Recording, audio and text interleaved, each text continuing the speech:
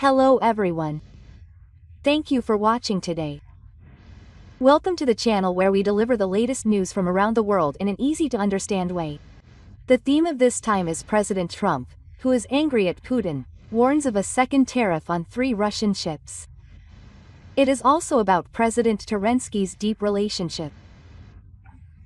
According to the latest reports, President Trump has expressed his anger at President Putin and warned of a second tariff on Russian oil.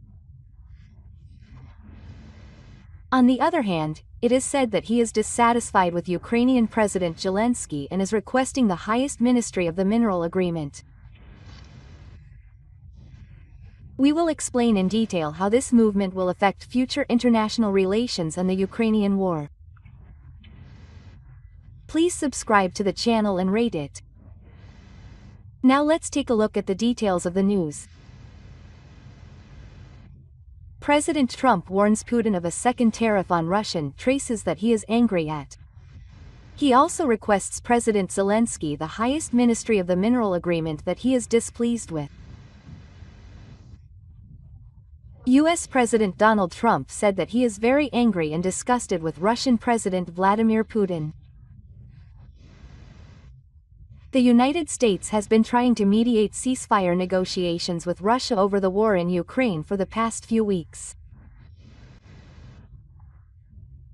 In an interview with NBC News broadcast on the 30th, President Trump said he was pleased with Putin's attacks on the credibility of Ukrainian President Volodymyr Zelensky. He said he would impose a 50% full tariff on countries that buy Russian oil if Putin does not agree.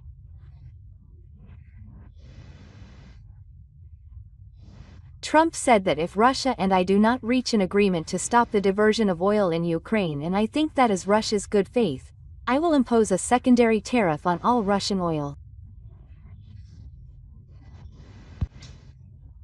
This statement shows a change in Trump's attitude toward Putin and Russia. The White House did not immediately respond to a request for comment on this matter. European leaders have been concerned about Trump's growing closer to Putin as low-level negotiations continue. Over the past 6 weeks, Trump has dismissed President Zelensky in the White House presidential office and demanded a lot of information. On the other hand, he has praised President Putin and has mostly complied with the Russian president's requests.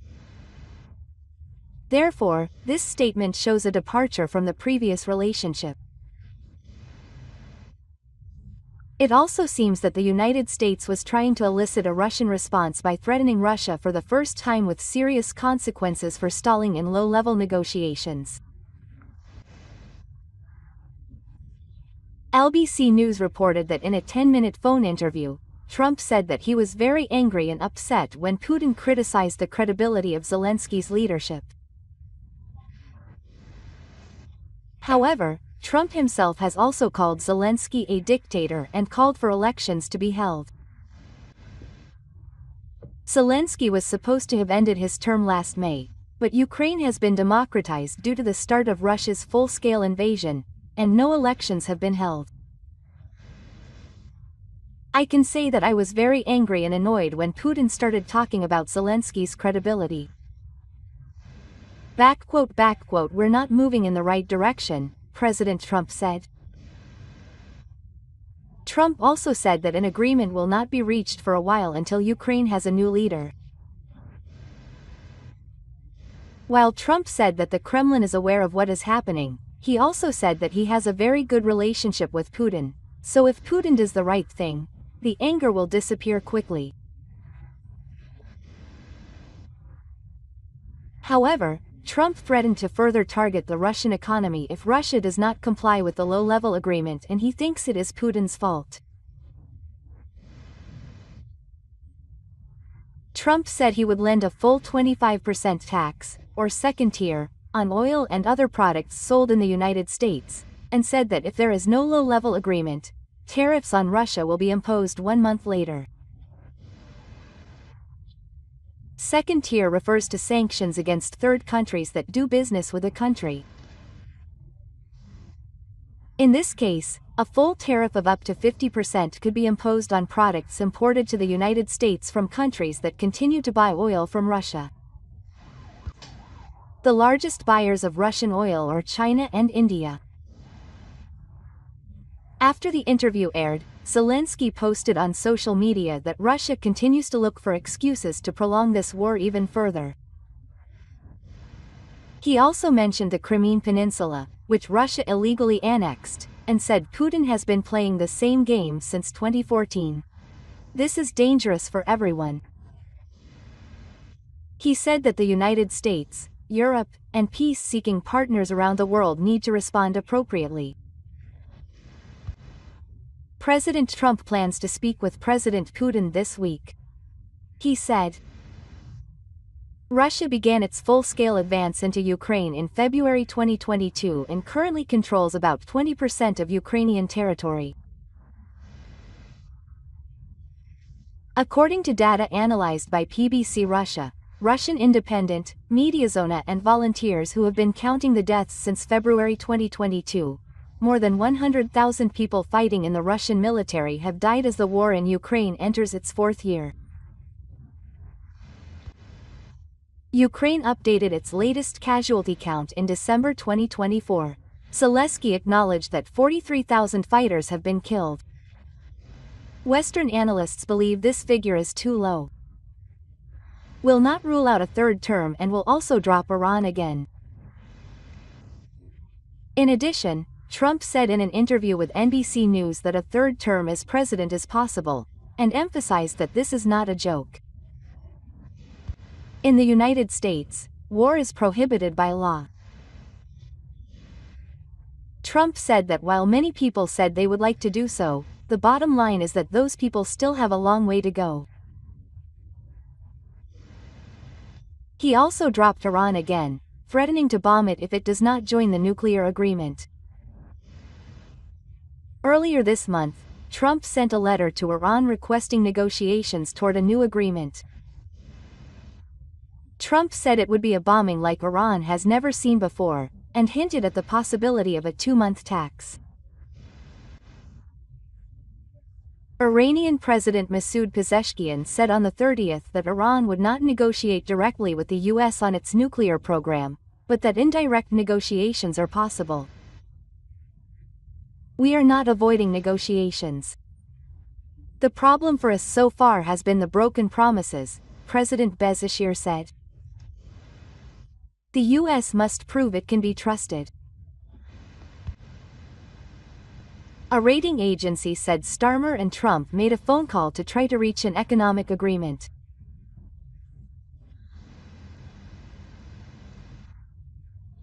British Prime Minister Carney and US President Donald Trump spoke by phone on the 30th and agreed to continue productive negotiations on an economic agreement between the two countries at a fast pace. A Prime Minister's office announced. The summit took place as the Trump administration's new tax cut measures were about to be implemented. The 25% tax cut on imported cars announced by Trump is due to take effect on April 2. British negotiators are trying to secure exemptions on the spot. A Downing Street source said the British government is prepared to retaliate against the US government's tax cuts if necessary. In the first few months of his second term, Trump has announced a series of tariffs on foreign products and threatened to further expand them. Starmer has previously said he does not want to enter into a trade war with the US. However, he has also said he reserves the right to impose reciprocal tariffs on US products if an exemption for the UK cannot be secured. AF argues that compared to other countries, the UK has a relatively equal trade relationship with the US. It is unclear how the UK will retaliate if the US government imposes tariffs. Various methods are possible, such as tariffs on sectors where hygiene products are particularly important to the US, or tariffs on specific products such as Harley-Davidson motorcycles. Trump says he does not mind rising car prices. According to the Society of Motor Manufacturers and Traders, an association of the automotive industry, the UK's car exports total around £7.6 billion, approximately 1.47 trillion yen, per year, making the US the second largest market after the European Union. The Trump tariffs are expected to deal a blow to British luxury manufacturers such as Rolls-Royce and Aston Martin. Trump has argued that the tax cuts would help American manufacturers and protect jobs. Some have warned that this would lead to higher prices for consumers.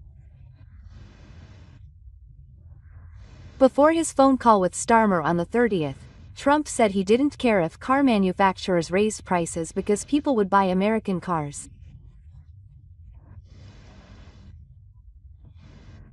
When he met with Starmer at the House of Commons last month, Trump said that if a real trade deal was reached with the UK could avoid the tax cuts that other countries have been subject to.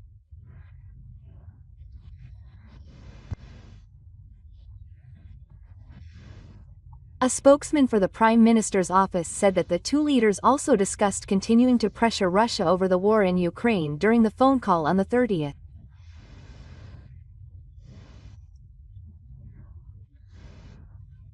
In discussing Ukraine, the Prime Minister updated President Trump on productive talks in Paris this week on the Inter-Korean alliance.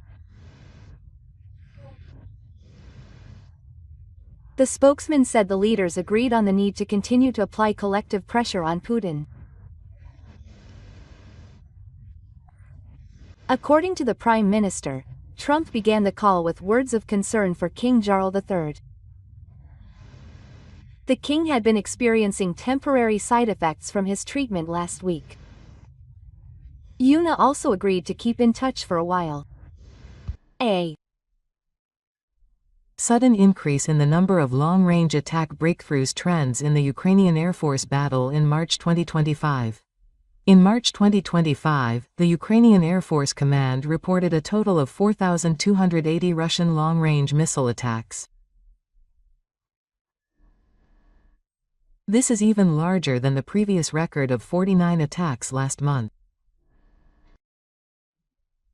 Most of the damage in March, 4,280, was drones, and 4,198 missiles were of 8 types. Self-reported Ukrainian Air Force Command. However, a large number of cheap drones have been taking root for more than half a year, and it is estimated that the majority of the number are decoy drones. Decoy drones crash on their own when they complete their mission and run out of fuel, but there are also decoy drones among those that crashed in the Air Force, so the actual scale of the attack is unclear. A major feature of March 2025 is the sudden increase in the number of long-range drone breakthroughs to 377. The damage figures are a reverse calculation of the number of hits from last month, but this is not due to a problem with the Ukrainian air defense, but mainly due to a change in the selection of attack targets by the Russian military. Unfortunate targets have begun to be actively targeted. The Ukraine military has too many targets to protect and not enough manpower. North Korea's KN-23 is the best in March for ballistic missiles. 1 Skandermem ballistic missile 4 times, 12 Skandermem KN-23 missiles 7 times. There were multiple hits by ballistic missiles that were not included in the Air Force Command's summary report. The number of hits of ballistic missiles in March, 22, is almost the same as the 20 in January, which is the lowest in the last 6 months. However, there was a change in the missiles. The Ukraine Air Force Department reported only 10 hits of Contract 23, 23 per day, for a total of 4 days from March 5 to 8, and the report ends here. And since March 11, the report has switched to a hit report of a ballistic missile buried in St. Iskander, Russia, which has been carried over 7 times, with 13 missiles per launch, for a total of 2 missiles. However, there may be a stock of 23 missiles imported from North Korea and waiting to be replenished. However, it is a replica that closely resembles the MEMS that North Korea has been holding, and the flight characteristics are very similar, so it cannot be distinguished by radar observation alone. It can be identified by examining the remaining parts, but it will take time and it will be difficult to recover the remains of all launches. In other words, there are doubts as to whether the report of the Ukrainian Air Force Command itself is correct. There were no Kinzhal launches in March either. The Kinzhal, an air-launched version of the Standarmet, is easy to distinguish if it has been launched, as long as you pay attention to the MiG-31 series fighter accompanying the launch. Junior West's launch was on December 31, 2024, when the Ishihara Ikihira take followed up. This means that launches have been suspended for 3 months. The trend of the end of March for the Ukrainian Air Force's radar division and the Tenno missiles, the launch frequency remains sharply reduced. 0 S-300 missiles, 3 attacks, diverted to attacks that were not intended for their intended purpose. The number of diverted missiles hit in March was 8, the lowest in the last 6 months. However, the dramatic effect of chasing the S-300 with the start of the Ukrainian military's HIMARS attack in June 2024 did not last long, but after 2 months of launches dropping to nearly 0, launches resumed. Nevertheless, the fierce attack of 61 S-36s, centered on the spring attack in March 2024, has not been repeated so far, and a certain degree of deterrence continues to be demonstrated.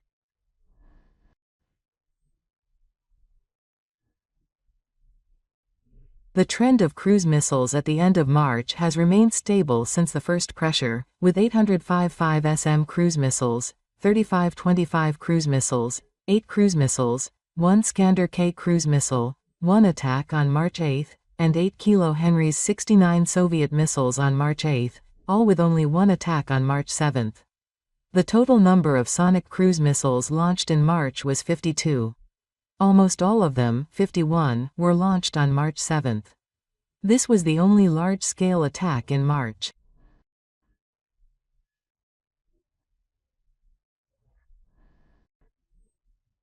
Looking at the most recent 6 months, the highest number of cruise missiles was 224 in November 2024, so the number of cruise missile attacks in March was not very large. On March 0, the Russian military launched a long-range attack on Ukraine with more than 50 cruise missiles for the first time in about 2 months. Missile production shortage. On the 3rd, a Russian military base was destroyed in an attack by the Ukrainian side, resulting in the loss of 96 cruise missiles. In March, a Ukrainian attack destroyed the light of the Russian Kug-Enderis base, and it is estimated that 6 T-95 bomber missiles that were stored there were lost due to explosions. If this is true, it will be difficult to carry out large-scale attacks with cruise missiles even in April, equivalent to 1.5 months of estimated production capacity. Trends for regulated drones in March. The highest number of breakthroughs ever, 377. As for the tally of long-range drone attacks, since the large number of drones has been mixed in, it is no longer meaningful to compare the ratio and the number of appropriate pursuits between now and before, so from November 2024, we have changed our policy to compare the trends of each month, focusing on the number of breakthroughs. Omito Gerbera, County, Chiba, Unmanned Shadow 136. Shahahed 131, Auto, and drones have been mixed in since July 2024, and the breakthrough rate is 25,037, breakthrough 4,198, flat 1386, unreached 2,435, and the rate is 87%. February 2025 107 breakthrough 3,909 flat 1593 reached 2029 intercept rate 95%. January 2025 90 breakthrough 2599 received 925 on reached 158 April record rate 95%. December 2024 24 breakthrough 1850 859 not reached 967 pursuit rate 98%. November 2024 68 breakthrough 2436 damage 1062 reached 8 menstruation rate 95%. October 2024 85 breakthrough 1912 729 not reached 98 reception rate 93%. June 2024 47% 331 177 etc. reached 117 hard rate 96%. August 2024 55 breakthrough 781 72 reached 654 pursuit rate 92%.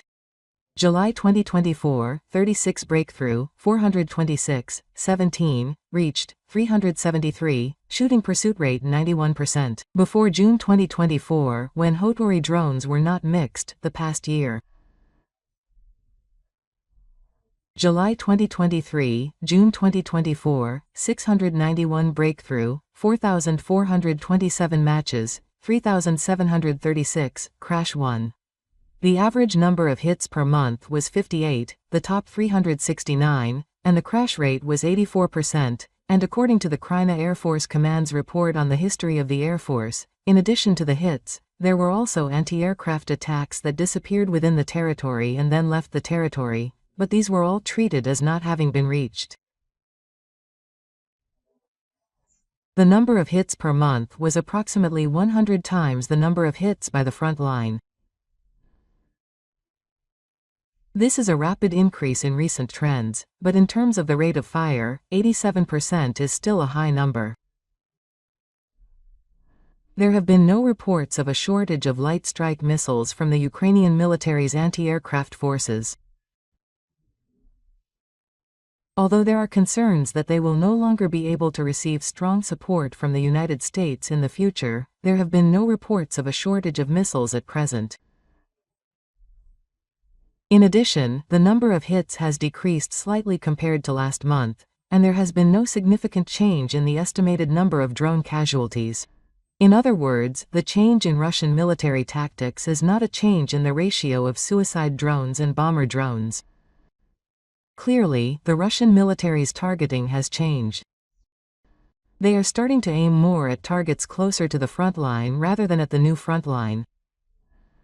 This has shortened the time available for response, and there have been an increasing number of cases where the defense forces are unable to keep up.